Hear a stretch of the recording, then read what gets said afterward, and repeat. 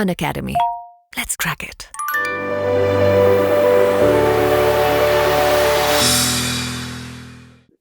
Hello everyone, कैसे आप सभी। एक बहुत इंपॉर्टेंट वीडियोस लेके आए हैं और आज मेरे साथ शिखा मैम और सोनू सर है। बहुत फेमिलियर फेस है।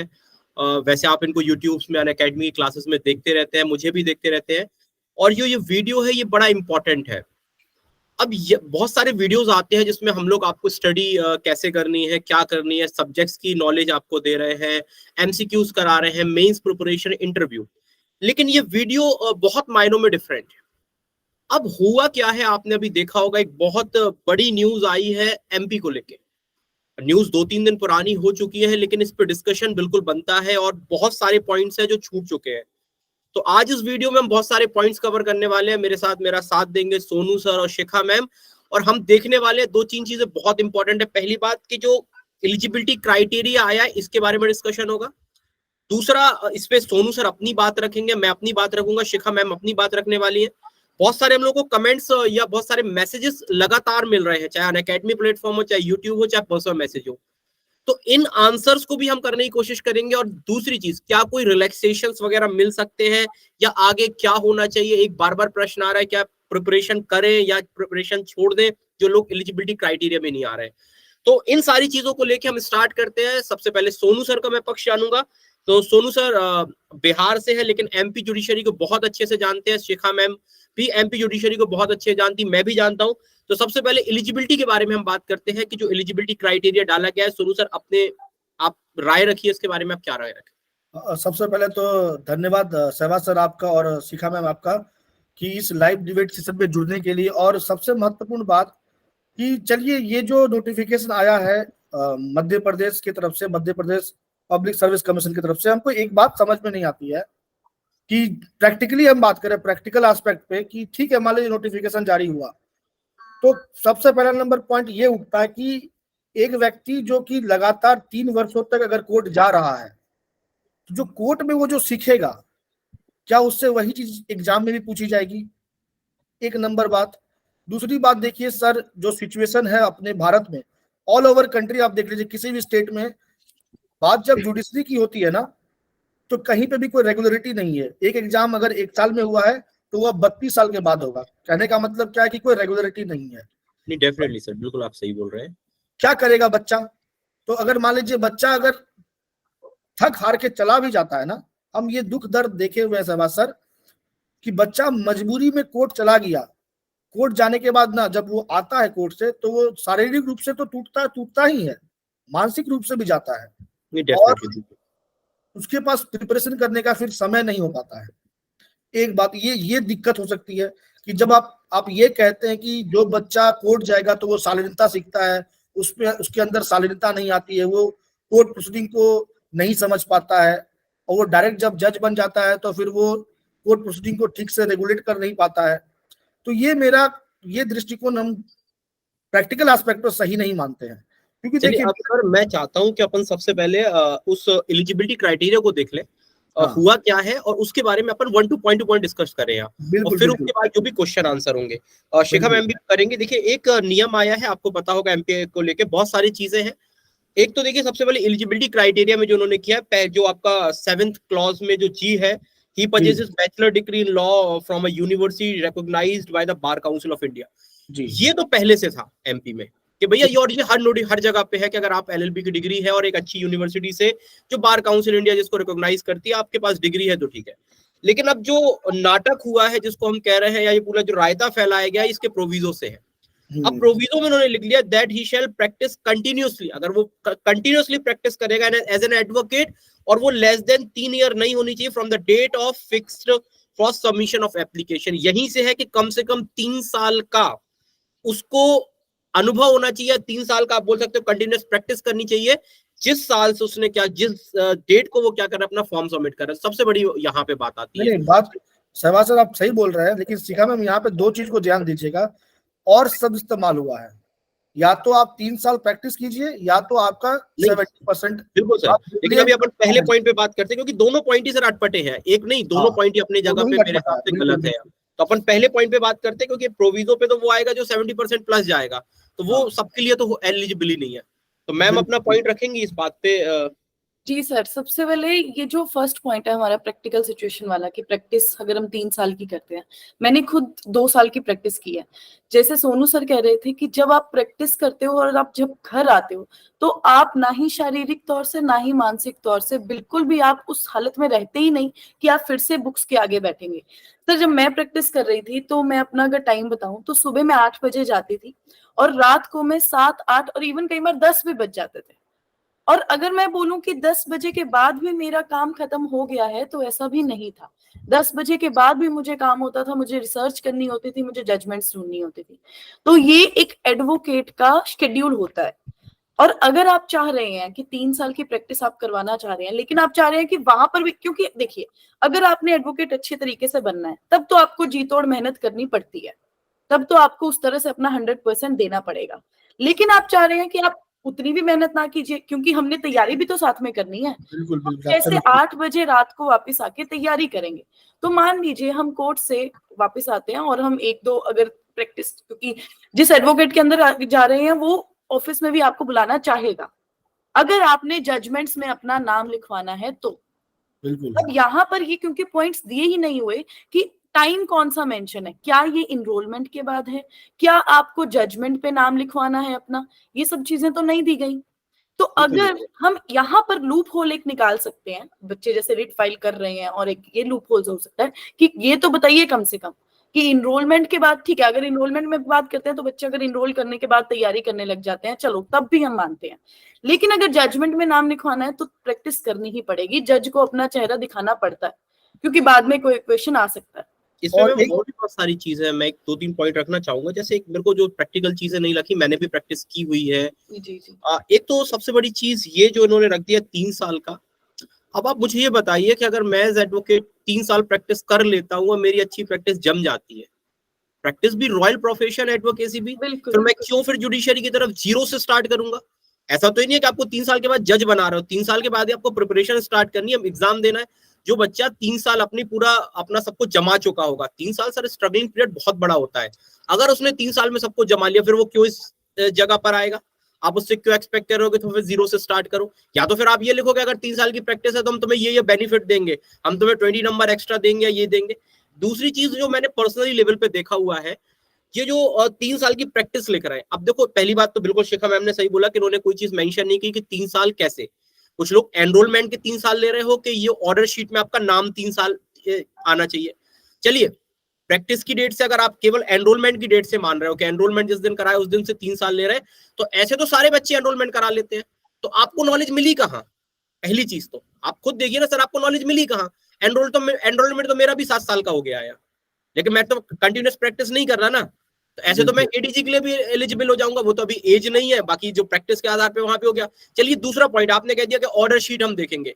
सर मैं पर्सनली बहुत लोगों को जानता हूं जिनके फादर या जिनके भाई या बहन जिनके प्रैक्टिस कर रहे हैं, वो ऑर्डर शीट में क्या करते हैं, अपने भाई बहन या अपने बेटे या बेटी का नाम डाल देते हैं, तो जब वो जजमेंट आता है तो उनका नाम वहां जाता है। लेकिन यहाँ भी आपको नॉलेज नहीं मिली, तो भैया आपसे तो मैं सबसे पहले ये कहना चाहता हूँ हाईकोर्ट से, माननीय हाईकोर्ट से, कि उनको ये करना चाहिए था कि आप ये कहते कि भैया प्रैक्टिकल नॉलेज के क्वेश्चंस पूछे जाएंगे आपके इंटरव्यू में, वहां पे आप कर लीजिए। एक चीज आपने सर पिछली बार का जज अगर आपने रिजल्ट देखा हो तो बहुत खतरनाक चीज है, मतलब कोई भी बच्चा 1980s की जो लाइन है उसमें कोई पास ही नहीं हुआ बच्चा। मतलब जो आप 30+ बच्चा बोल रहे हो, 30-32+ वाले, वो बच्चों को उन्होंने लिया ही नहीं है। वहां बच्चों के सिलेक्शन हुए 22, 23, 24, 25 साल। वहां पर आप कह रहे हो कि हमें एक्सपीरियंस चाहिए, एक पाई कि हम चाहते हैं कि थोड़ा मैच्योर बच्चा एक्सपीरियंस, तो फिर आप वो भैया 30 साल प्लस वालों को लीजिए, वहां नहीं ले रहे। तो वो चीज समझ ही में नहीं आ रही क्या करना चाहते हैं आप। बिल्कुल सही, बिल्कुल सही शहबाज सर। 1-2-3 बात तो बहुत अच्छा मुझे लगा। एक तो ये बात भी आपका एकदम 100% सही है कि अगर आपको यही लेना है कि एक मैच्योर्ड पर्सन को जज बनना चाहिए, तो आप सीनियरिटी के बेसिस पे सिलेक्शन कीजिए। फिर आप कम एज वाले बच्चों को सिलेक्ट क्यों करते हैं? दूसरी बात ये भी आपकी बात बहुत अच्छी लगी मुझे कि अगर मान लीजिए 3 साल की प्रैक्टिस अनिवार्य हो जाती है, तो 3 साल प्रैक्टिस करने के लिए कोर्ट जाना क्या जरूरी भी है क्या? ऐसा भी तो हो सकता है कि बिना कोर्ट जाए, होता ही हो सकता है क्या? अगर आप बोलोगे कि हम कितने दिन कोर्ट गए, तो एक भी दिन नहीं गए कोर्ट, है ना? लेकिन अगर आप बोलोगे कि आप प्रैक्टिस कितने दिन से कर रहे हो, तो मेरे पास 4 साल का प्रैक्टिस है, कोर्ट बिना गए हुए घर बैठे भी हो जाता है ऐसा। तो ये कैसे कमीशन ये कैसे देखेगी कि जो बच्चे के पास 3 साल का एक्सपीरियंस होगा वो मैच्योर्ड हो चुका होगा। और एक बात इसका हिस्टोरिकल बैकग्राउंड बता दे आपको सहवाग सर, तो ये ऐसा नहीं कि बीसीआई जो है ना शुरू से इस बात पर अड़ी हुई है। बीसीआई हर स्टेट को बोलती है, हर स्टेट कमीशन को बोलती है कि आप प्रैक्टिस अनिवार्य कर दो, है ना। और अगर अनिवार्य कर देती है तो जम्मू कश्मीर हो गया, आंध्र प्रदेश हो गया, इन राज्यों में प्रैक्टिस अनिवार्य हो चुका था। बाद में जाके सुप्रीम कोर्ट में बात पहुंचा, सुप्रीम कोर्ट उसको असंवैधानिक मान लिया कि प्रैक्टिकल नहीं है। नहीं तो सर, ऐसा भी है ही नहीं है सर, आप भी देख रहे होगे, मैं भी देख रहा हूँ। ऐसा मैं तो कहता हूँ टीचर न मत दिखे, एज स्टूडेंट भी हम देखते हैं तो प्रैक्टिकल लग ही नहीं रहा है। नहीं है, तो मुझे लगता था अगर इनको यही करना था कि आपको एक एक्सपीरियंस बंदा चाहिए, तो मैम मेरे को ये लगता था इनको एक चीज ये डाल देनी चाहिए थी कि आप जो लॉ कॉलेज में 5 साल की एलएलबी करा रहे हो, इसमें आप 1 या 2 साल बच्चों को कंटिन्यूअसली प्रैक्टिस के आप सेशंस कराइए। आप अपने कॉलेज में जैसे टीचर्स को बुला रहे हैं, आप अपने यहाँ पे एडवोकेट्स को बुलाइए डिस्ट्रिक्ट कोर्ट के। आप उनका 1 या 2 लेक्चर रोज के आप एक सिविल वालों से, क्रिमिनल वालों से उनके कराइए। और इवन इसका टेस्ट भी होना चाहिए। ऐसा बार काउंसिल अगर चाह रही है तो इनका इवन प्रैक्टिकल बाद में टेस्ट भी हो जाए कि इन लोगों ने कितनी नॉलेज गेन की है। तो लॉ कॉलेज में क्यों नहीं सिखा रहे? मतलब मेरा कंसर्न ये है कि आप लॉ कॉलेज में जो सिखाना वो सिखाइए। बच्चा 5 साल यहाँ बर्बाद करे, 3 साल यहाँ बर्बाद करे, 18 साल तो मतलब 18-19 साल में उसकी 12th हो रही है, और आप चाह रहे हो कि वो 8 या 9 साल वहां बर्बाद करके 26-27 साल तक बेरोजगार रहे। तो मैं तो उसके पक्ष में नहीं हूँ। एक बच्चा जो इंजीनियरिंग कर रहा है, जो आईआईटी कर रहा है, वो बच्चा 22 साल में उसको 20-20 लाख या 15-15 लाख का पैकेज मिल रहा है। हमारा दोस्त है ना, वो भी है। तो सर हमारे मन में भी तो वो चीज आ रही है कि 22 साल में हमारे पेरेंट्स भी तो चाहते हैं कि हमें 22 साल में नौकरी लगे। हमारी जुडिशरी चाह रही है कि हम 27 साल तक बेरोजगार बैठे रहे। और उसके बाद भी सर अगर 27 या 26 साल के हो रहे हैं, उसके बाद पता चला नोटिफिकेशन ही नहीं आ रहा है, या नोटिफिकेशन आ रहा है तो 2-3 साल हो सकता है कि पहले अटेम्प्ट में हमारा ना निकले, तो 30-32 साल का तो व्यक्ति वैसा ही हो गया। ना उसकी अच्छी शादी हुई, ना उसको अच्छा कोई फ्यूचर उसका बन रहा है, और घर वालों से ताने, डिप्रेशन अलग। ये सर इन पॉइंट्स पे भी तो ध्यान देना पड़ेगा। नोटिफिकेशन के साथ बहुत सारी चीजें जुड़ रही हैं। सही, एब्सोल्युटली राइट सर। बिल्कुल, मैं एक और पॉइंट इसके साथ, जैसे आपने कॉलेज की बात की, मैं भी ये जोड़ना चाहूंगी कि अगर कॉलेज की चीजों को भी लेकर आए हैं तो कॉलेज में ये कर सकते हैं मैंडेटरी, जैसे इंटर्नशिप का एक पीरियड होता है लास्ट में 5th ईयर में, ये मैंडेटरी होता है कि 1 महीना, हर कॉलेज का ये रूल होता है 1 महीना या 2 महीना आप इंटर्नशिप करवाइए। तो जैसे आप मेडिकल कॉलेज का मैं एग्जाम्पल ले लूं, वहां पर हर साल 1 महीना इंटर्नशिप होती है, प्लस लास्ट ईयर जो 5th ईयर होता है वो पूरा का पूरा उनका इंटर्नशिप चलता है। तो अगर ऐसा ही सेम रूल आप लॉ कॉलेजेस के लिए भी मैंडेटरी कर दीजिए कि हर 1 साल, क्योंकि 5 ईयर अगर 3 ईयर की भी हो रही है, तो आप 5 ईयर के लॉ में आप हर एक जो सेमेस्टर होता है उसमें 1 सेमेस्टर आप इंटर्नशिप करोगे, ताकि अगर जो आप कह रहे हो कोर्ट का एक्सपीरियंस आपको भी होना चाहिए, बच्चों को भी होना चाहिए, उस समय हो जाए, ताकि बाद में 5 साल के बाद में 3 साल का बहुत ही लंबा समय दे दिया गया है। अगर इवन अगर 1 साल का भी होता ना, तब भी शायद हम सोच लेते कि चलिए 1 साल की तो तैयारी के लिए भी लग ही जाता है बच्चों को। मैम ने बिल्कुल सही बात बोली कि इंटर्नशिप का रखना चाहिए, लेकिन इंटर्नशिप में बहुत सारी चीजें मैम, मैंने ऑलरेडी बहुत सारे स्टूडेंट को देखा, इंटर्नशिप उनकी इंटर्नशिप चल रही है, केवल सर्टिफिकेट है लेकिन नॉलेज कुछ नहीं है। तभी मैं तो कह रहा हूँ कि मैंडेटरी कर देना चाहिए, मैंडेटरी कर दो और इसका पेपर करा लीजिए। आप तो इवन इसका पेपर भी होना चाहिए। यहाँ तक तो हम बिल्कुल सहमत है कि भाई आपको प्रैक्टिकल नॉलेज चाहिए, डेफिनेटली हम उसका समर्थन है, लेकिन ये 3 साल बर्बाद करना, ये कहीं से समझ में नहीं आ रहा। आप वैकेंसी, या तो फिर आप अपनी गलती तो कहीं नहीं मान रहे कि हर साल वैकेंसीज नहीं दे रहे। तो यहाँ पे कमीशन की गलती नहीं है, एडीपीओ की वैकेंसी 6-6, 7-7 साल के बाद आ रही है, बहुत सारी वैकेंसीज आई नहीं है। राजस्थान एपीओ 2015 में आई थी, अभी तक 2023 हो गया, 8 साल में वैकेंसीज नहीं आ रही। यहाँ स्टूडेंट क्या करेगा फिर? हर तरफ से स्टूडेंट ही जाता है सर। और सबसे इम्पोर्टेंट क्या है, देखिए कि हमको तो ये समझ में नहीं आता है कि ये जो प्रैक्टिकल एस्पेक्ट है, एग्जाम जब होगा तो बच्चा से सवाल किस बुक से पूछा जाएगा? कोर्ट में जो वो सीखा उससे पूछा जाएगा, या जो बुक में लिखा हुआ उससे पूछा जाएगा? जब उसको जज बनाना ही है आपको, तो जज जब बनाने के लिए आप एग्जाम निकाले, एग्जाम का पैटर्न करते हो आप प्रीलिम्स में, तो उसमें क्या सवाल कहाँ से आएंगे? जो प्रैक्टिकल एस्पेक्ट पे सीखेगा या जो उसको थ्योरेटिकल एस्पेक्ट में वो पढ़ के समझेगा? सोचने वाली बात है। कैसे क्या करेगा बच्चा? और उसमें एक और क्लॉज जोड़ दिया गया है, या तो ये या तो वो। 70% पे भी बात कीजिएगा, 70% वाला भी मैटर है कि एक ब्रिलियंट स्टूडेंट होना चाहिए जुडिशरी के लिए। तो ठीक है, अगर 70% एक बच्चा ले आता है तो उसके लिए प्रैक्टिस की अनिवार्यता खत्म। उसको मतलब जो 70% बच्चा है, जिसको 70% आ चुका है अपने फाइनल ईयर में अपना टोटल इन एग्रीगेट, तो उसको प्रैक्टिस की आवश्यकता नहीं है। वो शालीनता जानता है, ये क्या ये अपनी बात पे कॉन्ट्राडिक्ट करने वाली बात हो गई है अपनी स्टेटमेंट में। इंटरप्रिटेशन समझ में आया है, जो गवर्नमेंट ने इंटरप्रेट किया है, ये गवर्नमेंट का नोटिफिकेशन है। उनका ये है कि अगर आपके 70% आ गए तो you are very very intelligent, मतलब उनका है कि यू आर लिखा भी है ब्रिलियंट, उसमें लिखा भी है, लिखा है कि आपके अगर 70% है यू आर ब्रिलियंट स्टूडेंट। अरे भैया ये तो मैं 70% आए कहाँ से यार, उस सिचुएशन में प्रैक्टिस भी नो रिक्वायरमेंट। जी भाई 70% आ गए तो ब्रिलियंट, आपको मतलब ब्रह्म ज्ञान हो गया बोला जाता है ना। सर आपका एक बात हमको बहुत अच्छा लगा, ये इसलिए है कि जो वैकेंसी जो नहीं आती है ना, जो समय समय पे जो वैकेंसी लाना ना पड़े, उसको डिले करने का, एक छुपाने का सरकार का, मतलब सरकार जहाँ पे फेल्ड है इस बात को छुपाने का एक तरीका है ये। डेफिनेटली सर, मतलब बहुत अन्याय हो रहा है स्टूडेंट्स के साथ, इसमें तो सबको सब मतलब स्टूडेंट भी बोलेंगे, टीचर भी बोलेंगे, तो डेफिनेटली गलत है। अब ये 70% वाले पे हम लोग आ जाते हैं, जैसे 70% की सर ने बात उठाई है, तो आपको इस पे क्या लगा? मतलब ये शायद एमपी जुडिशरी को इसको देख के, इसको सुन के तो हंसी आती है।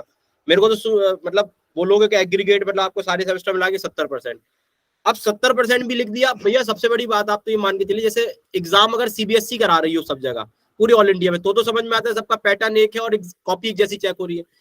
हाँ, एग्जाम यूनिवर्सिटीज करा रही है, कोई सेंट्रल यूनिवर्सिटीज है, कोई एनएलयूआई है, कोई प्राइवेट कॉलेजेस है।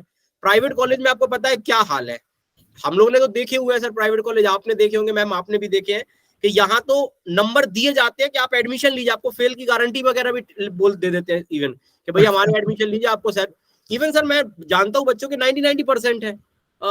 अगर आप इनकी बात करते हो केवल परसेंटेज की, लेकिन अगर इनकी नॉलेज की बात करें तो प्रैक्टिकल नॉलेज तो छोड़ दिया आईपीसी की, इनको सेक्शन ना पता होंगी बहुत सारे बच्चों को। बिल्कुल सही। ये क्राइटेरिया कैसे आपने कर दिया? और वहीं पे दूसरी बात, आप अच्छी अच्छी यूनिवर्सिटी जाए, जैसे एमपी में आपको 2-3 यूनिवर्सिटी के नाम बताता हूँ, जैसे हरी सिंह गौर सेंट्रल यूनिवर्सिटी हो गई, और Barkatullah university, DAVV, Jiwaji university. In university में जो बच्चा पढ़ रहा है और जो इन यूनिवर्सिटीज में ही पढ़ रहा है, एफिलिएटेड कॉलेजेस में नहीं, तो इन बच्चों की सर 60% में बच्चा यूनिवर्सिटी टॉप कर रहा है। तो इस क्राइटेरिया के हिसाब से एक भी बच्चे एलिजिबल नहीं है। 70% सर लॉ के फील्ड में 70% बहुत बड़ी बात होती है। एक बात बिल्कुल बिल्कुल जी मैम। और दूसरी बात क्या है कि आप जैसे आप बोले कि 70% आप बताते हैं, जब हम जिस कॉलेज से पढ़े थे ना, वहां पे प्राइवेट कॉलेजेस में क्या होता है सर कि आपको मॉडल सेट दिया जाता है कि बच्चा इस मॉडल सेट को पढ़ ले, और टीचर का भी कॉलेजेस में यही माइंड सेट होता है कि बच्चा मेरा एग्जाम पास कर ले, दैट इज इनफ। उसको सेमेस्टर एग्जाम पास करवा दिया जाए, तो सेमेस्टर एग्जाम के दृष्टिकोण से जो पढ़ाई होती है वो क्वेश्चन बेस्ड पढ़ाई होती है। 20 क्वेश्चन आएगा, बच्चे को पहले से पता है, उसमें से 20 क्वेश्चन में 5 क्वेश्चन सही सवाल आएगा, टीचर उसमें से अगर ज्यादा लिबरल है तो बता दिए कि 5 क्वेश्चन ये पढ़ लो। एक बात। दूसरी बात सर कि ऐसे भी कॉलेजेस हम आपको बताते हैं कि सुबह में वहाँ सरकारी केंद्र विद्यालय है, बिहार की बात बता रहे, सुबह में सरकारी केंद्र विद्यालय चल रहा है, शाम में उस कॉलेज में लॉ की पढ़ाई हो रही है।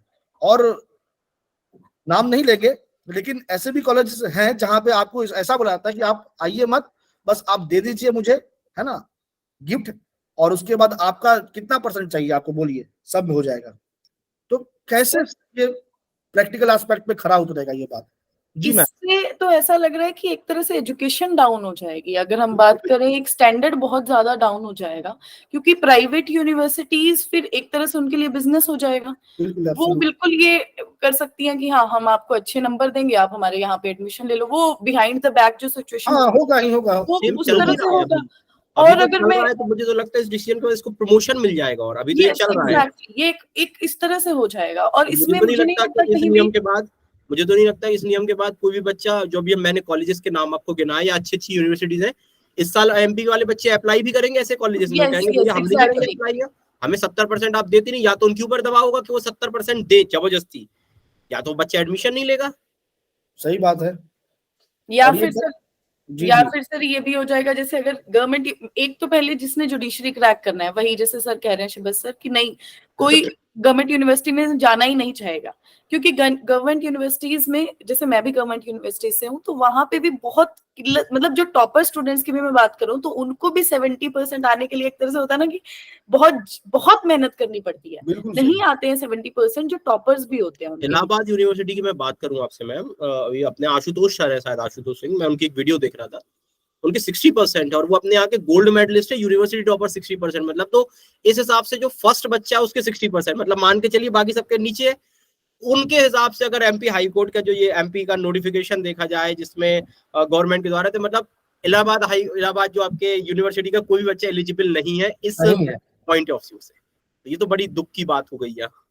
या फिर तो सर फिर बच्चों के लिए ये हो जाएगा कि उनको अब 1st से 5th ईयर के लिए भी और कोचिंग लेनी पड़ेगी, साथ साथ में वो और उसके लिए भी कोचिंग लेंगे कि हमें 70% आ जाए कम से कम, ताकि हमारे 3 साल बच जाए। जो अभी जजेस बन रहे हैं, क्या इनमें क्या कमी है? मेरे को आप 21 साल में एक बच्चे को आईएएस बना रहे हो, पूरे जिले की कमान दे रहे हो 21 साल में। 21-22 साल का बच्चा आईएएस बन रहा है और वो उसको आईएएस एज अ कलेक्टर आपका डीएम के तौर पे आप उसको पोस्टिंग दे रहे हो 21-22 साल में। और एक बच्चा 27-28 साल में जुडिशरी को नहीं, आपको मतलब एक कोर्ट नहीं संभाल सकता, एक बच्चा जिला संभाल सकता है। तो ये क्या है, मतलब समझ में नहीं आ रहा। आप तो खुद देख रहे हो गया सर। और सबसे बड़ी बात, अगर यही करना था तो एक ट्रेनिंग पीरियड भी तो होता ही है। जब एक पर्सन एग्जाम क्रैक कर लेता है, जज बन जाता है, उसके बाद एक ट्रेनिंग पीरियड होता है, आप उसको बढ़ा दीजिए। कम से कम बच्चे के पास एक जॉब तो होगी, उसके पास ये उम्मीद होगी कि मैं जज बन चुका हूँ, अब मुझे जितनी मर्जी ट्रेनिंग करवा दो, 2 साल करवा दो, 3 साल करवा दो, आपको हाफ सैलरी में करा दो, आप वही अब आप हो जाएगा। अब मुझे सैलरी भी ना दो, चाहे पर्क्स ही दे दो, बच्चे खुश हो जाएंगे, टैक्स से खुश हो बिल्कुल वैलिड पॉइंट उठाया। और ये ट्रेनिंग होती है, जब आपकी पोस्टिंग होती है तो आपको सबसे पहले किसी जुडिशियल मजिस्ट्रेट फर्स्ट क्लास के साथ बैठाया जाता है, 2-2 3-3 महीने के पीरियड्स होते हैं। केवल इतना ही नहीं, मजिस्ट्रेट के साथ आपको फिर जो स्टेट आपकी जुडिशियल आपकी ट्रेनिंग सेंटर होता है, वहां पे ट्रेनिंग होती है। लगातार आपका 2-3 साल चलता है। मैं कहता हूँ इस 3 साल की पीरियड को 5 साल कर दीजिए, बच्चा सेटिस्फाई हो जाएगा कि भैया मैं जज बन चुका हूँ। वहां ट्रेनिंग बढ़ाते जाइए आप उसको, और एक हाफ में तो कहता हूँ सैलरी देते आइए। लेकिन ये तो जुल्म, थोड़ा सा जुल्म हो गया सर। तो इस पे तो सरकार को घाटा हो जाएगा ना। तो सर स्टूडेंट्स को, सर वही अपन बात करेंगे, स्टूडेंट को करना क्या चाहिए, एंड के पॉइंट पे अपन बात करेंगे बच्चों के पास क्या रेमेडीज है। क्योंकि एमपी में डेफिनेटली इलेक्शन है, तो ये बच्चों को भी देखना होगा कि थोड़ा सा बच्चों को दबाव बनाना है। जब सरकार हमारा नहीं सोच सकती, मैं तो बोलता हूँ एक कॉन्स्टिट्यूशनल संवैधानिक तरीके से हमें अपनी बात उठाने का आर्टिकल 19 आर्टिकल में हमें अधिकार दिया गया। तो मैं तो नहीं कहता हमें कुछ गलत करना है, लेकिन जो संवैधानिक तरीके से हमें भी सरकार के ऊपर दबाव बनाना पड़ेगा कि जो आप नियम लेके आए हो, इससे हमारे ऊपर आप हमारी लाइफ के साथ आप खेल रहे हो। तो इस पे तो सर हम लोगों को बिल्कुल कदम उठाने ही पड़ेंगे बच्चों को। बहुत सारे रेमेडीज है, उनके बारे में हम बात करते हैं। 1-2 पॉइंट्स और मुझे जो इसमें समझ में आए हैं, उस पे अपन जल्दी से चर्चा करके फिर अपन रेमेडीज की तरफ चलते हैं और कुछ वैलिड क्वेश्चन जो बच्चों के आ रहे हैं वो देखते हैं। सर एक और पॉइंट आया इसमें, आपने देखा होगा एग्जाम जो पैटर्न है इसको लेके। पहले एग्जाम पैटर्न में लगभग ये नियम 2014-15 के आसपास हो चुका था। ये है कि आपको प्रीलिम्स में अगर आप जनरल कैंडिडेट हो तो आपको 60% मार्क्स चाहिए प्रीलिम्स में, और 55 आपको ओबीसी में चाहिए, सॉरी SC/ST में चाहिए, जनरल ओबीसी में 60। बिल्कुल ठीक नियम है, कोई दिक्कत नहीं है, बिल्कुल सब। दूसरा, आपको एग्रीगेट अगर नंबर चाहिए, एग्रीगेट में भी आया है एग्रीगेट में कि भैया एग्रीगेट में अगर आप जनरल ओबीसी से तो आपको मेंस में 50% नंबर चाहिए, मतलब 400 में से 200 नंबर जो अभी का क्राइटेरिया है। और SC/ST से तो 180, इसमें भी कोई दिक्कत नहीं है। लेकिन इसमें ये आ चुका है कि ईच सब्जेक्ट में चाहिए। चलिए मैं बोलता हूँ ईच सब्जेक्ट में बच्चों को डिफिकल्ट नहीं है, ये पेपर को डिफिकल्ट बनाना कहा जाता है, यहाँ से कोई दिक्कत नहीं है। लेकिन फिर एक बात फंस रही है जो अभी 2-3 साल से एमपी में कंट्रोवर्सी चल रही है। 50 नंबर का एमपी में इंटरव्यू होता है और 40% नंबर फिर से उन्होंने कह दिया कि ये जरूरी है। मतलब 50 में से 20 नंबर चाहिए ही चाहिए इंटरव्यू में, अगर आप ब्रिलियंट स्टूडेंट है। मैं अनअकैडमी के स्टूडेंट की बात करता हूँ, मेरी क्लासेस बहुत सारे बच्चे लेते हैं। दे स्कोर्ड, मतलब उन्होंने 400 में से 250, 255, 260, 265, मतलब 280 तक उन्होंने स्कोर किया इंटरव्यू में। सर पता कितने बच्चों को, मैं आपको नाम गिना सकता हूँ, कम से कम 20 से 30 ऐसे बच्चे जिनको मैं पर्सनली जानता हूँ जिनको इंटरव्यू में 19 पॉइंट पे नंबर दिए गए हैं। आप बताइए सर। आप ये बात बोल रहे हैं ना सर, ये बात इस बार बिहार जुडिशरी के बारे में बताते हैं आपको। बिहार जुडिशरी में भी जो एक तो इंटरव्यू, जो बच्चा मेंस क्वालिफाई कर रहा है, जो नंबर लेके आ रहा है, आप उसको 4-5 नंबर से कैसे कंपेयर कर देते हो, आप मेजर कर लेते हो कि उसको जज बनने का उसमें क्वालिटी नहीं है। 3-4 नंबर से समझ नहीं आता। एमपी की स्थिति तो आप देख ही नहीं रहे सर, 19 पॉइंट पे रोका गया है, मतलब पॉइंट पे, मतलब 20 जी। ये चीजें हर जगह हो रही है। ये सिर्फ एमपी की बात आप जो उठा दी है, तो इस बार जब हुआ तो ये याद आया कि 1 नंबर के लिए कितने बच्चों को ना, मतलब उनका सपना टूट गया सिर्फ 1 नंबर के लिए। 1 नंबर के लिए आप तो अभी बताया कि 0.5 नंबर के लिए सर, अरे इतनी बड़ी बात है। 0.5 नंबर के अंडर सर 20-30 बच्चे हैं, 4-4, 5-5 बार से इंटरव्यू दे रहे हैं। फिर ये तो हो गया आपको पूरा का पूरा डिक्टेटरशिप हो गया कि मेरा मन जिसको करेगा हम उसको लेंगे। और एक बात और सर, एससी की कट ऑफ गई है 203 फाइनल सिलेक्शन, मतलब 450 से बता रहा हूँ, और बच्चों के मतलब केवल 400 में से एससी बच्चों के बता रहा हूँ 250 प्लस नंबर थे, अगर उनको आप कुछ भी ना देते कुछ भी ना तो वो रहते, सही सिलेक्ट थे यहाँ। सही मतलब बात है। अब आप सोचिए सर, मतलब उनके मन में, और ऐसे मैं बच्चों को जानता हूँ 4-4 5-5 बार बच्चे हुए हैं सर लगातार इंटरव्यू दे, और एक बच्चा तो हमारे यहीं का है 3 साल से लगातार इंटरव्यू दे रहा है, 3 साल से। तभी ना सर और जुडिशरी के ऊपर बात उठता है। आप जब ये देखते हैं कि पहले से फिक्स्ड है, पहले से सीट बिक गया, ये सब सवाल उठते क्यों है? उठ जाते हैं कि नहीं उठ जाते हैं? तो जुडिशरी अपने आप में कलंक ले रही है और कुछ नहीं, ये एकदम टायरनी है, सर इन एकदम चीजों का डिक्टेटरशिप है सर। सॉल्यूशन आना चाहिए, बच्चा क्योंकि परेशान है अपना, तो यही है कि अपन उनके हाँ, साथ है। बिल्कुल। और हम लोग भी जो भी बच्चे इन चीज को सुन रहे हैं, तो हम लोग भी अपने वे पे, हमारी टीम अनअकैडमी की पूरी टीम, हमारे सारे एजुकेटर्स अपने वे पे बहुत सारी चीजें कर रहे हैं। सारे एजुकेटर्स हम लोग अवेयर भी कर रहे हैं बच्चों को, चाहे वो साइन करने का कैंपेन हो, चाहे रिट्स वगैरह का हो। अपने वे पे हम लोग भी बहुत सारे लीगल एस्पेक्ट्स पे काम कर रहे हैं। सुप्रीम कोर्ट के एडवोकेट से सलाह लेना हो, चाहे हाई कोर्ट के एडवोकेट से, तो डेफिनेटली हमारी टीम भी कुछ ना कुछ आपके लिए डेफिनेटली कर रही है, और आपको ये बाद में समझ में आएगा। ये कि वीडियो आप लोगों के लिए कोई हाइप क्रिएट करने के लिए नहीं बनाई गई है, डेफिनेटली सॉल्यूशन बेस्ड एक वीडियो है कि आपके पास भी क्या क्या रेमेडीज है, क्योंकि हम लोग अकेले सब कुछ नहीं कर सकते। चाहे मैं हूं, सोनू सर, शिखा मैम, या हम 10-12 लोग नहीं कर सकते। हमें सबको इकट्ठा होना पड़ेगा, और उसी के लिए ये वीडियो है कि भैया आप लोग इकट्ठा होइए, हम लोग आपके साथ हैं, और सब जब इकट्ठा होकर करेंगे तो डेफिनेटली फिर मजा आएगा। बिल्कुल। और सर ऐसा नहीं कि ये ओवर रूल्ड नहीं होगा, ओवर रूल्ड हुआ है तो इस बार भी होगा। उम्मीद आंध्र करते हैं प्रदेश तो में हुआ, डेफिनेटली। जम्मू में हुआ, तो एमपी में भी होगा। बस अच्छा, लगे रहो। रेमेडीज की तरफ आते हैं, बच्चों के पास इसके बाद क्या विकल्प है? बहुत सारे बच्चों के मन में चीजें हैं। शिखा मैम आप बताइए, बच्चों के पास क्या क्या रेमेडीज होनी चाहिए इस नोटिफिकेशन से रिस्पेक्ट में, अपन क्या क्या रेमेडीज हो सकती है? देखो सर, सबसे पहले तो यही है कि रिट फाइल करने का, मुझे तो सर सबसे पहले चीजें यही लगती हैं कि बच्चों को जितना ज्यादा हो सके, ये ऐसी बात नहीं है कि हम 100-200 इतने ही बच्चों को बोले, जितने ये थाउजेंड्स में नंबर जाना चाहिए, इतनी रिट्स फाइल होनी चाहिए, इतने बच्चे आगे आने चाहिए, थोड़ा प्रोटेस्ट भी करना चाहिए अपने कॉलेजेस, इवन बच्चों को कॉलेजेस में भी बोलना चाहिए कि आप भी थोड़ा सा हमारा साथ दें। क्योंकि वही बात हो गई सर, जैसे आपने बोला कि बच्चे खुद से अगर इनिशिएटिव लेंगे तो होगा। और दिक्कत यहाँ पे ये आ गई है कि या फिर तो ये ऐसा कर देते कि जो आने वाले बच्चे हैं उनके लिए, ताकि वो भी एक अपना माइंडसेट बनाकर चलते। अब जो बच्चे हैं, जैसे ग्रेजुएशन में जो चीज जो आ गए हैं या फिर जो निकल गए हैं, अगर वो, उनको तो साथ में पहले जुड़ना पड़ेगा, रिट्स वगैरह फाइल करनी पड़ेगी।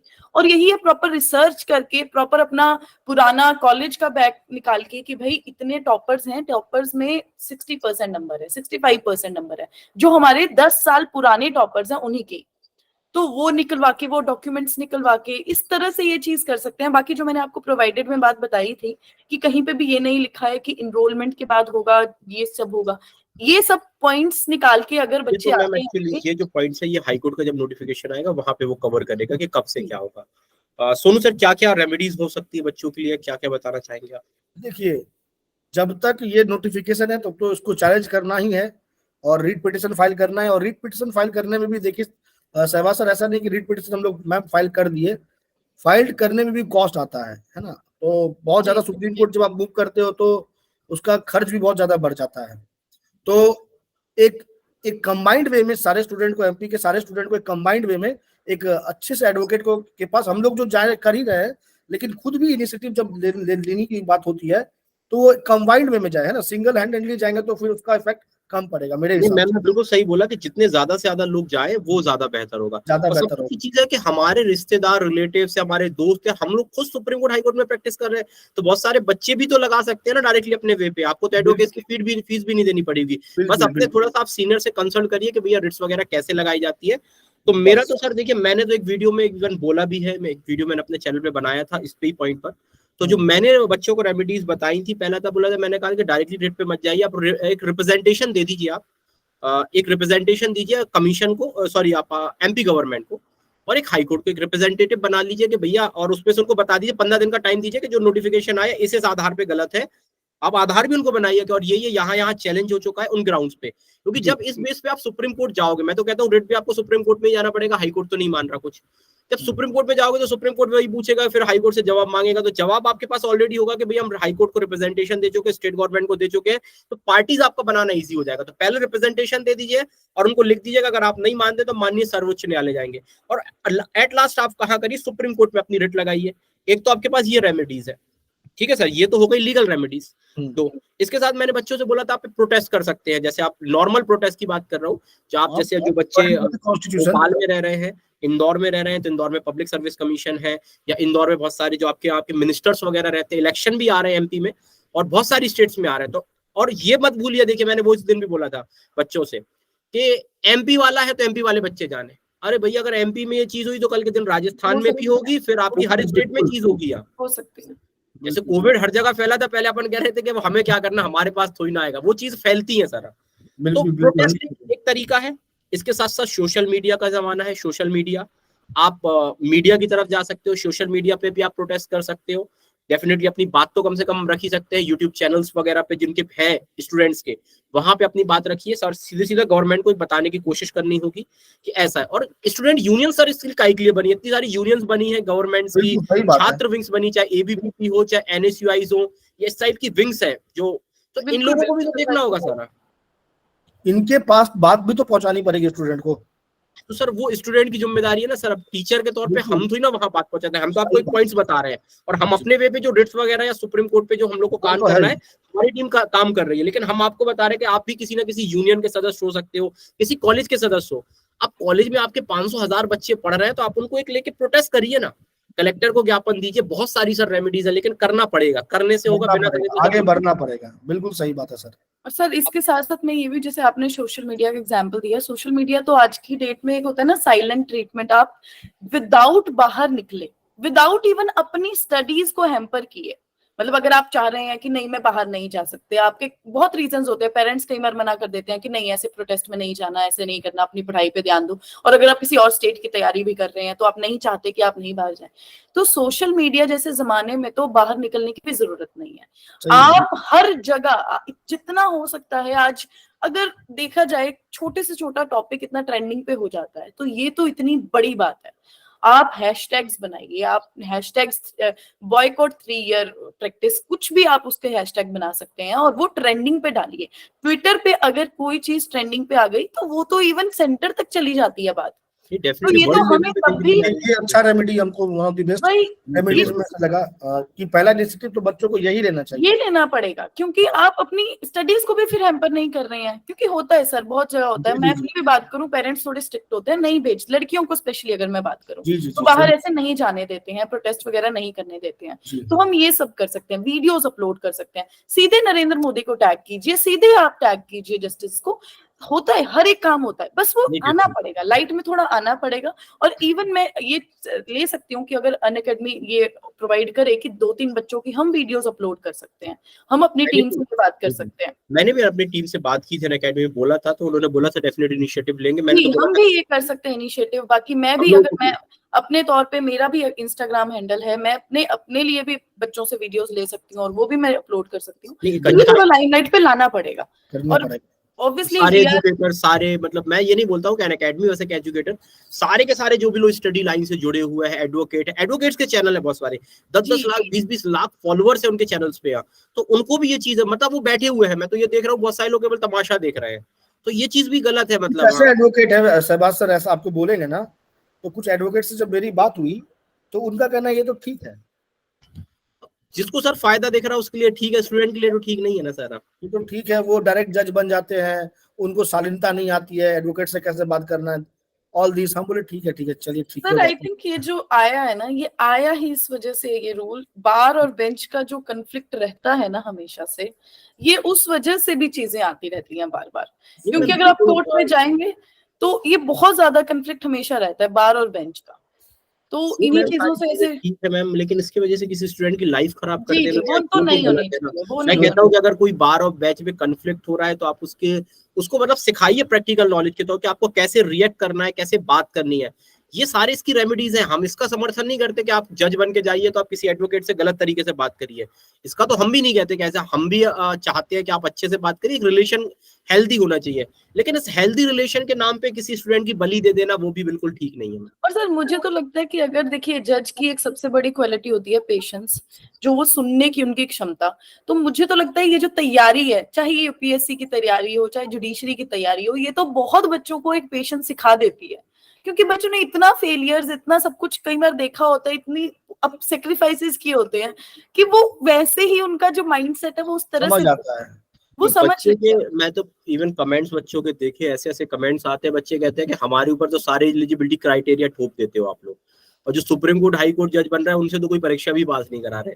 तो बच्चों का दर्द तो इस लेवल पे भी चला जाता है। तो वो, मैं ये नहीं कहता वो उन्होंने सही कहा या गलत कहा, लेकिन डेफिनेटली दर्द उनके मन में है, तो वो भी बहुत सारी चीजें बोलते हैं। सर लास्टली अपन करते हैं, क्योंकि वीडियो लंबा होगा अदरवाइज, अपन जी। चलते हैं कुछ मैसेजेस मैंने जो पढ़े हुए हैं उन पे अपन आते हैं, जो बच्चे को जानना चाहते हैं, रेमेडीज, मतलब कुछ क्वेश्चंस के आपके आंसर। तो आप लोग एक एक करके देते हैं, जो मुझे होगा मैं भी दूंगा। एक तो सर ये आ रहा है कि जैसे इस पे है कंटिन्यूअस 3 साल की प्रैक्टिस होनी चाहिए, तो कंटिन्यूअस 3 साल की प्रैक्टिस का मतलब आप क्या समझ रहे हो यहाँ पे?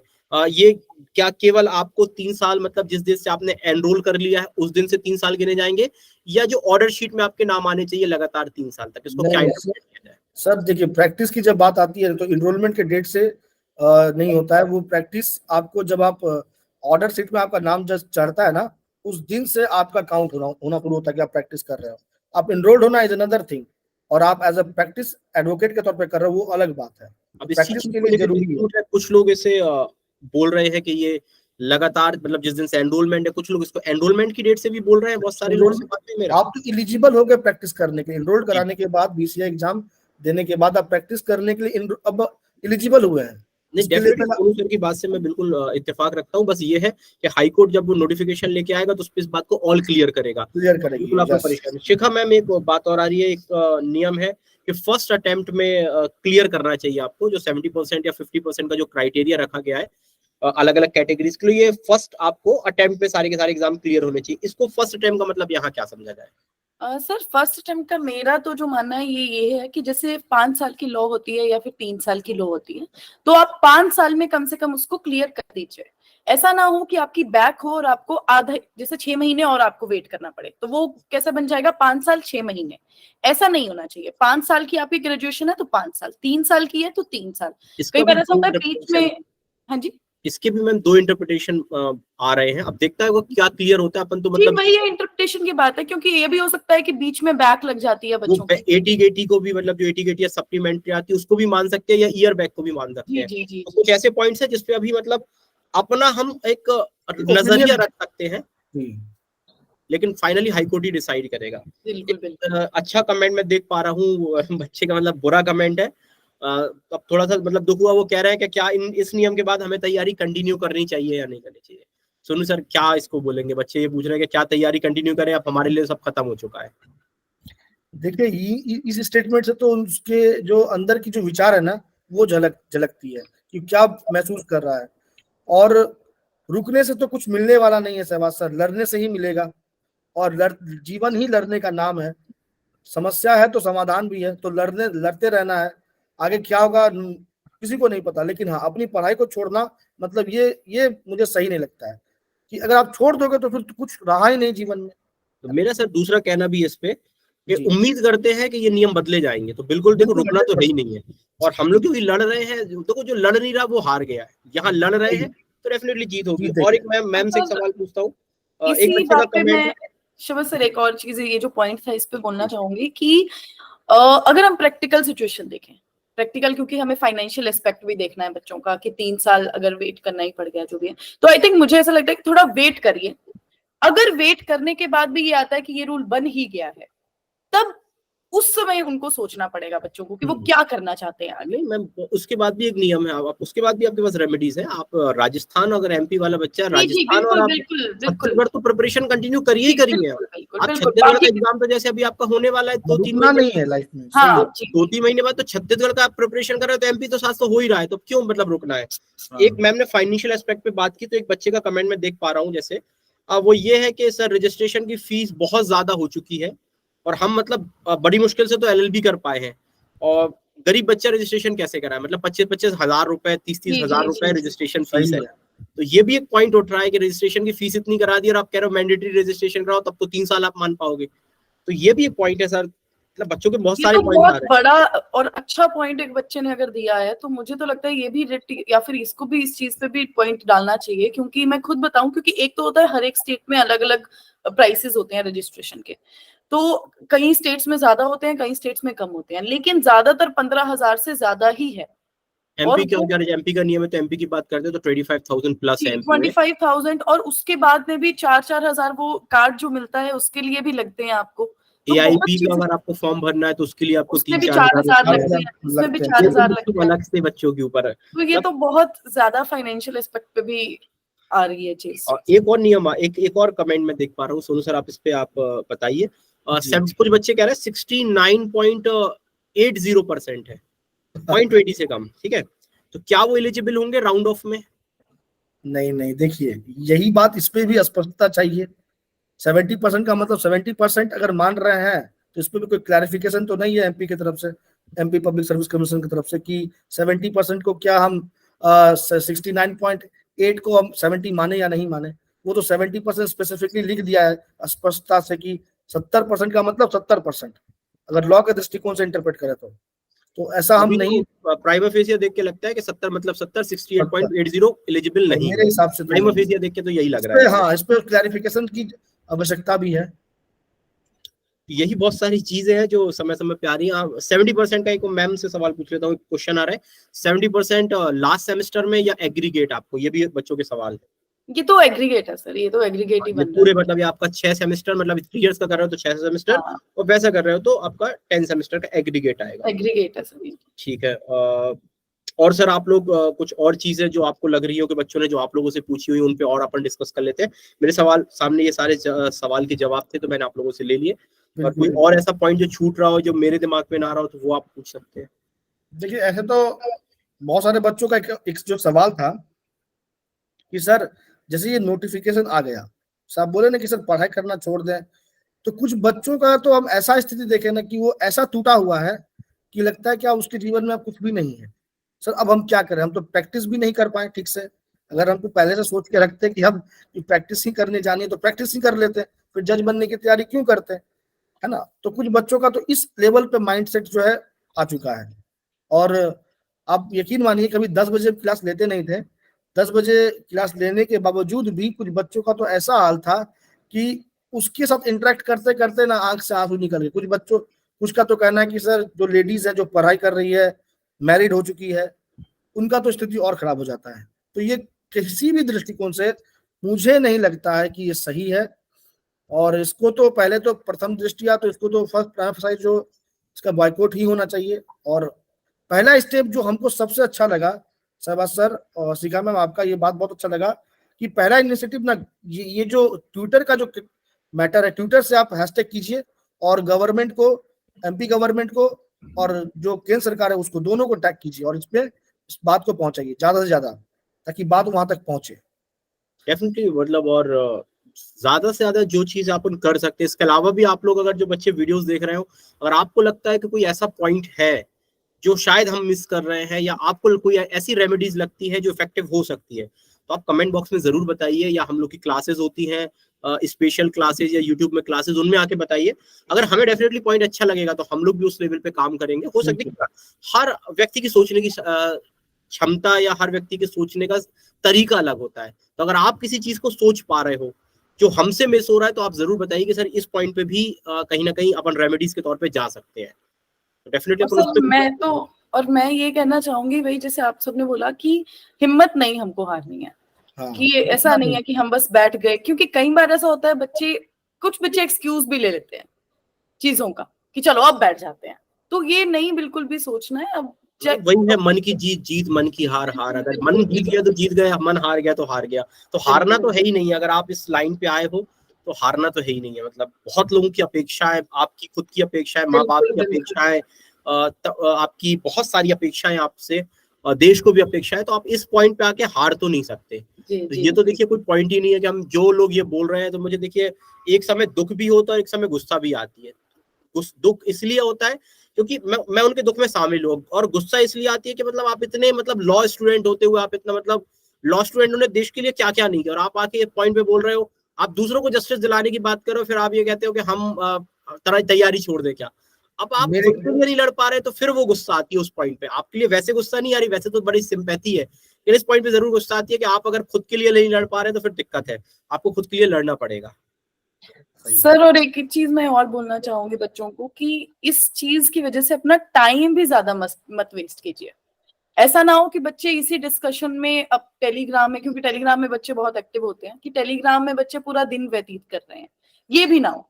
अपन ने मैम अभी बहुत अच्छी बात बोली ना बच्चों से कि बिल्कुल चलिए एमपी की जुडिशरी की जो है, जो लड़ रहे हैं वो ठीक है लड़ रहे हैं, 2-3 महीने हो सकता है लगे इसमें सुप्रीम कोर्ट तक जाने में, 4-6 महीने लगे, लेकिन आपके पास क्या वैकेंसीज नहीं है? राजस्थान आने वाली है, छत्तीसगढ़ आ चुकी है, 2 स्टेट तो एमपी के अगल बगल की जिसकी मैंने बात कर ली, हल्की मुल्की गुजरात ही आती है, गुजरात आप दे दीजिए, आपके लिए उत्तराखंड है, आपके लिए झारखंड है, आपके लिए यूपी है, आपके लिए बिहार है, कोई लैंग्वेज यहाँ पे बैरियर नहीं है, मैं उसकी बात कर रहा हूँ। आपके लिए हिमाचल प्रदेश है, क्या ये स्टेट इंडिया के नहीं है? ये भी तो इंडिया की वैकेंसी है। तो आप जब तक ये नोटिफिकेशन में कुछ चेंज नहीं हो रहा, तो मैं तो कहता हूँ जैसे आप एमपी वाले हो तो छत्तीसगढ़ की तैयारी करिए, क्योंकि डिट्टो बिल्कुल सिलेबस है लगभग वही, इवन इजी है एमपी से। ना आपको जीके पढ़ना है, ना आपको इंग्लिश पढ़ना है, ना कंप्यूटर पढ़ना है, ना मेंस में आपको 4 पेपर देने हैं, ना इंटरव्यू में 20 नंबर 40% का क्राइटेरिया है। आप छत्तीसगढ़ कर लीजिए, जब तक आपको सीट तो एक ही चाहिए ना, आप राजस्थान कर लीजिए जब तक, और जैसे ये चेंज हो जाएगा पूरी क्योंकि उम्मीद है कि चेंज होगा, एमपी में आ जाइए आप, रुकना नहीं है बस वही। तो मेरे हिसाब से सर सारे सवालों के जवाब हो चुके होंगे। एक अच्छा सेशन रहा जिसमें शायद अपन लोग ने भी बहुत पॉइंट्स पे जो चर्चा कर सकते थे करी है अपन ने। तो सेशन को खत्म करते हैं। जी बिल्कुल। तो एक बार अपन सब स्टूडेंट्स के लिए मैं तो यही बोलूंगी, स्टूडेंट्स बस अपना ध्यान रखें और ऐसा ना हो कि हेल्थ वगैरह को दिक्कत देने लग जाए कि रो रहे हैं, क्योंकि बच्चे बहुत ज्यादा रो भी रहे हैं। कुछ बच्चे अपनी हेल्थ को भी इस टाइम पे ऐसा ना बना दें कि बीमार ही पड़ जाएं और टाइम भी ना वेस्ट करें। कुछ पॉइंटर्स उनको थोड़ा देखना भी पड़ेगा कि हाँ इनका भी तो लास्टली क्या बोलेंगे आप? लास्टली यही बोलेंगे कि जहां मतलब जहां चाहे वहां राह है, रुकना नहीं है। Where there is a way there is a will, where there is a will there is a way, है ना। जहां इच्छा शक्ति है वहां पे आपको रास्ता निकल जाएगा। और भी सर की चीज बोली थी लास्ट में, मन की जीत मन की हार। हमें मन को जीतना है और डेफिनेटली सर सक्सेड होंगे, मतलब हम लोग प्रयास करेंगे, अनअकैडमी प्रयास करेगा अपने पे। जी बिल्कुल। और जिंदगी का मजा सर यही है ना। अनीशा मैम भी बोलेंगे क्या कुछ? जी नहीं, thank you so much all of you. आप इस फोरम पे आए, आप तीनों ने अपना जो है ओपिनियन रखा है, राय रखी है और बहुत सारे सोल्यूशंस भी दिए हैं। लास्ट का मुझे शाबाज सर का सोल्यूशन बहुत अच्छा लगा कि आप दूसरे स्टेट्स पे भी साथ में टारगेट कर सकते हैं अपना टाइम बचाने के लिए, जो काफी लॉजिकल तरीका है चीजों को टैकल करने के लिए। सो आई होप आप लोगों का जो भी रिकमेंडेशन रहा है, हमारे बच्चे जो है इसको फॉलो कर सकेंगे and let's hope for the best. Thank you all of you for your time. Had a very productive session. Thank you so much. Yeah, thank you. Unacademy. Let's crack it.